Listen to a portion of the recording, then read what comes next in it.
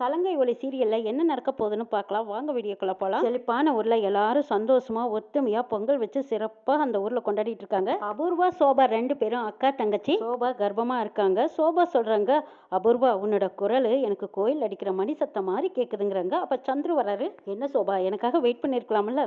சந்துரு எங்க போற இங்க தானே இருக்க போறேங்கிறாங்க. அடடா இப்படி ஒரு சான்ஸ் மட்டும் மாமா உனக்கு கொடுக்கப்பாருன்னு தெரிஞ்சிருந்தா பேசாம நானே கட்டியிருப்பேங்கிறாங்க அபூர்வா. அத்தை பையன் தானே எங்க போக போறாரு, வேணா கட்டிக்கோ, குழந்தைய வேணா நான் வாழ்த்திக்கிறேன்னு சொல்றாங்க சோபா.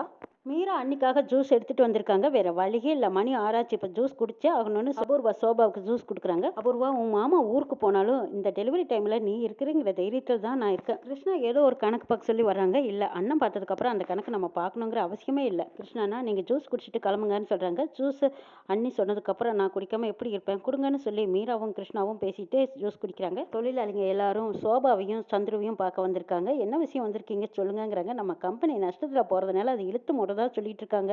அதான் என்ன விஷயம்னு தெரிஞ்சுக்கிட்டு போலான்னு வந்தோங்கிறாங்க. நம்ம கம்பெனி ஒன்றும் வியாபாரத்துக்காக நடத்தல, லாபமோ நஷ்டமோ எது வந்தாலும் சரி அது நம்ம பொருளாதாரத்துக்காக தான் நாங்க எப்படி கஷ்டப்பட்டாலும் நடத்துவோங்கிறாங்க. அப்பாடா அம்மா உங்க வாயிலிருந்து இந்த வார்த்தையை கேட்டதுக்கு அப்புறம் எங்களுக்கு நிம்மதியா இருக்குதுங்கிறாங்க தொழிலாளர்கள். சோபா நாட்டியத்துல பல கோப்பைகள், தங்க பதக்கங்கள், பல பரிசுகள் வெற்றி பெற்றவங்க. இன்னைக்கு அவங்க தலைமையில சாதனாவோட நாட்டியம் அரங்கேற்றப்படுறது. சோபா, அபூர்வா, சந்துரு மூணு பேரும் கார்ல வந்துட்டு இருக்கும்போது நாட்டியத்தை பத்தி பேசிட்டு வர்றாங்க. சோபா குழந்தை பாருங்க இப்பவே நடனமாட ஆரம்பிச்சிருச்சுங்கிறாங்க. கை தொட்டு பாக்குறாங்க சந்துரு.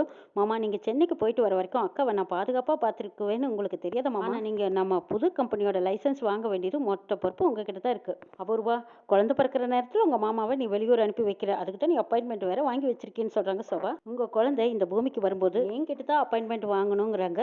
என்ன சொல்றேன் எங்களுக்கு ஒன்றும் புரியலைங்கிறாங்க. ஆமா மாமா இங்க இல்லைனாலும் அந்த குழந்தை பிறந்ததும் எனக்கு தானே சொல்லுவாங்க. மாமா வர வரைக்கும் நீ கஷ்டத்தை அனுபவிச்சு தான் ஆகணும்னு உள்குத்தமா பேசுறாங்க அபூர்வா. அரங்கேற்று நடக்கிற இடத்துக்கு வந்துட்டாங்க. சோபா கார் விட்டு இறங்குறாங்க. சந்துரு போய் செப்பல் எடுத்துட்டு வந்து கொடுக்குறாங்க. ஐயோ சந்துரு என்ன இது அப்படின்னு கேட்கவும், ஆமா காலில் செருப்பு இருந்தா சலங்கை கட்ட மாட்டேன்னு ஒரு நம்பிக்கைங்கிறாங்க சந்துரு. சந்துரு பயந்துட்டீங்களாங்கிறாங்க. ஆமா நீயும் குழந்தையும் நல்லா இருக்கணும்ல, அதை பார்த்துக்க வேண்டிய பொறுப்பு எனக்கு இருக்குங்கிறாங்க.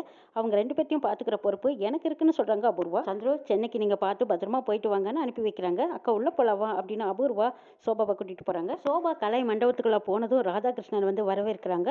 அங்க நடனம் ஆட போறவங்க எல்லாத்துக்கிட்டையும் சோபா கிட்ட ஆசீர்வாதம் வாங்குறாங்க. இது எல்லாமே அபூர்வா ஒரு பொறாமையிலேயே பார்த்துட்டு இருக்காங்க. சோபா எல்லாத்துக்கிட்டையும் மதிப்போடும் மரியாதையோடு நடந்துக்கிறாங்க. மேடையில நல்ல பரதநாட்டியம் ஆடிட்டு இருந்த சாதனா திடீர்னு கால் ஸ்லிப் ஆகி கீழே விழுந்துடுறாங்க. காலில் கட்டி இந்த சலங்கை எடுத்து சோபாவுக்கு முன்னாடி விசிறி எறிகிறாங்க. ராதாகிருஷ்ணன் சொல்றாங்க, இதுதான் நீங்க கற்றுக் கொடுத்த நாட்டியமா, என்ன இந்த பொண்ணு இப்படி ஆடுறா, இப்படி நடந்துக்கிறா பாருங்க, இப்படிப்பட்ட சிஷியனுக்கு தான் நீங்க பயிற்சி கொடுத்தீங்களா, இதெல்லாம் அவமானம் மேடம்ங்கிறாங்க ராதாகிருஷ்ணன். ரஷ்யாவில இருந்து வந்த ஒருத்தர் சொல்றாங்க, நாங்க இந்த நடனத்தை பார்க்கறதுக்காக தான் அவ்வளவு தூரம் இருந்து வந்தோம், ஆனா இந்த பொண்ணு நடனம் இப்படி நடனம் ஆயிருக்கு, நீங்க கொடுத்த பயிற்சி சரியில்லைங்கிறாங்க. நாட்டிய கலைங்கிறதோ அபூர்வமான கலை, இது உலகத்துக்கு கொண்டு சேர்த்த வேண்டியது என்னோட பொறுப்பு. நான் ஆட போறதா உண்மையான பரதநாட்டியம், பாரம்பரியமான பரதநாட்டியம். சோபா ஸ்டேஜில் அப்படியே பம்பரமாக பரதநாட்டியம் பறக்க பறக்க ஆடிக்கிட்டு இருக்காங்க.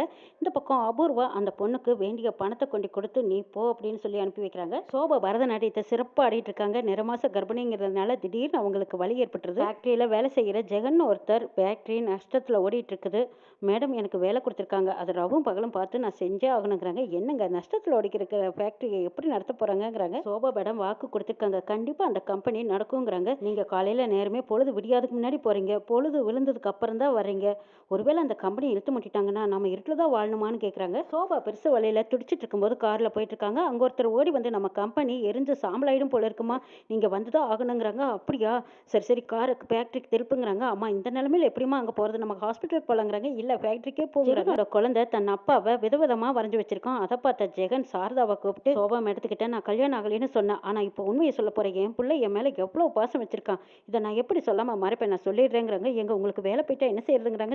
ஆனாலும் சரி நான் சொன்னா கண்டிப்பா சோபா மேடம் புரிஞ்சுக்குவாங்கன்னு நினைக்கிறேன். இதை மறைக்கிறதுனால உன்னையும் குழந்தையும் தள்ளி வைக்கிற மாதிரி இருக்கு. இந்த கோகுல அஷ்டமி நாள் அதுவும் நான் போய் சொன்னதை எல்லாம் அந்த நெருப்புல போட்டு எரிக்க போறேன் சரதா. சோபா கம்பெனிக்குள்ள ஓடி வந்து பாக்குறாங்க. அங்க எதுவுமே எரியல, எல்லாம் நல்லா தானே இருக்கு, எதுக்காக போய் சொன்னாங்க அப்படின்னு சோபாவுக்கு எதுவுமே புரியல. அங்க சாதனா வந்ததும் டோரை சாத்திட்டு, என்னக்கா நீ வாங்கின கலைப்பொருள் எல்லாம் எதுவும் எரியலன்னு பாத்துட்டு இருக்கியா அப்படின்னு டோர்னியா கை தட்டிக்கிட்டு வர்றாங்க. என்னது அபூர்வா ஏன் இப்படி எல்லாம் வித்தியாசமா நடந்துக்கிறான்னு பாத்துட்டு இருக்காங்க சோபா. கதையை விறுவிறுப்பாகவும் வித்தியாசமாகவும் உறவுகளும் சொந்தங்களும் நிறைஞ்ச பாசத்தோடு இந்த கதையை எடுத்துட்டு போயிருக்காங்க. இன்னும் என்னெல்லாம் நடக்க போகுதுங்கிறதையும் நாளை எபிசோட்ல பார்க்கலாம்.